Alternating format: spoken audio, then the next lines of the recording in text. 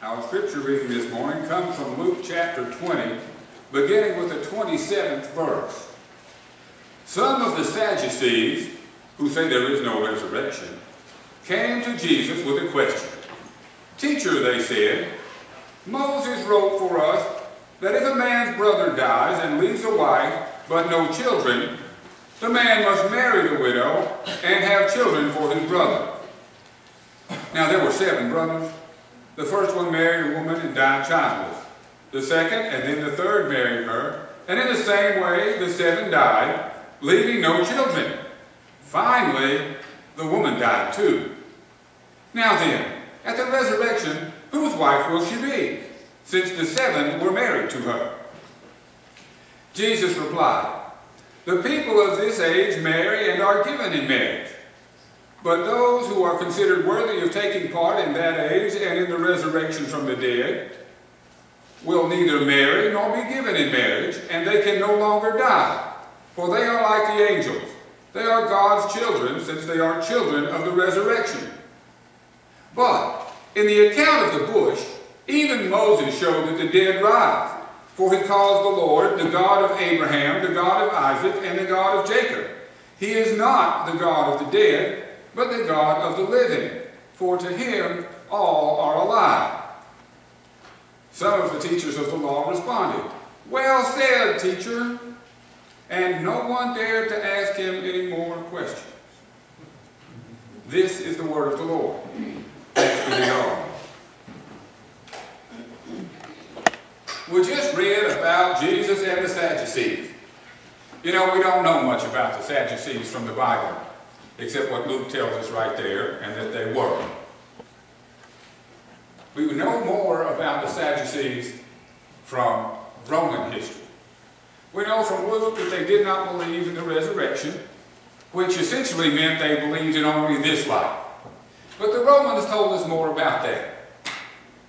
We know that the Sadducees were the rich people. They were far more secular than the Pharisees, and they had no scripture but the 5 books of Moses, the books the Jews then and now call the law. They didn't believe in the Psalms, they didn't believe in the prophets, they didn't believe in Ecclesiastes or any of that stuff. That wasn't scripture, it was just some other book in the library. Only the 5 books of the law were scripture. Apparently, the Sadducees had heard a rumor or believed the fact that Jesus was an important interpreter of the law. So they went to see him with this question. They brought him a question about the resurrection because the resurrection was a hotly debated issue between the Sadducees and the Pharisees. The Pharisees believed in the resurrection, the Sadducees did not. So this question concerned them greatly. The way they raised the question itself, as you were listening to that, it was designed to make fun of the whole idea of the resurrection, to make it seem just ridiculous that such a thing would even be discussed. Jesus, knowing the truth of the resurrection, could have just as easily blown them off, called them a bunch of dummies for not knowing the truth, not recognizing the truth when it was standing right there in front of them. Didn't do a thing like that. Wasn't his way.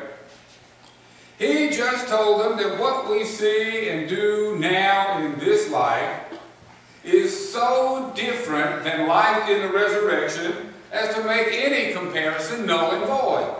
It's like comparing apples and oranges. It just doesn't work. But Jesus could have stopped there, but he didn't. He went on what seems to be a little step, but is in fact a giant leap further. Knowing that they believed only in the law of Moses, Jesus went back and dug out a quote from Exodus, one of the 5 books of Moses, because in the story of the burning bush, God is the God of Abraham, Isaac, and Jacob. God referred to God as, in the present tense, I am the God of Abraham, Isaac, and Jacob. Not, I was the God of Abraham, Isaac, and Jacob, but they're dead now, and now I'm your God. I am the God of Abraham, Isaac, and Jacob, speaking of them in the present tense, because, what? They are alive. God is God of the living and not the dead. So, the Sadducees, well, they liked that, they didn't like the answer. They understood the answer. Jesus spoke to them in a language that they could understand about a subject that was desperately important to them, and they didn't like the answer. But they understood it. I have read, wait a minute, before we get there, how many of us find this issue compelling? Just dying to know about to settle an argument about whether there is or is not a resurrection. See? Not a burning issue for us. This text is included in what we call the lectionary, a 3-year schedule of Bible readings, 4 readings per week for preaching. And those 3 years, 4 readings a Sunday, cover 1/3 of the Bible. 2/3 of the Bible are not in the schedule. Why is this in here? It doesn't mean a hill of beans to us. I have read that they put this in here to remind us not to stray off into high-sounding theology and speak in language that people understand today about issues that are important to us.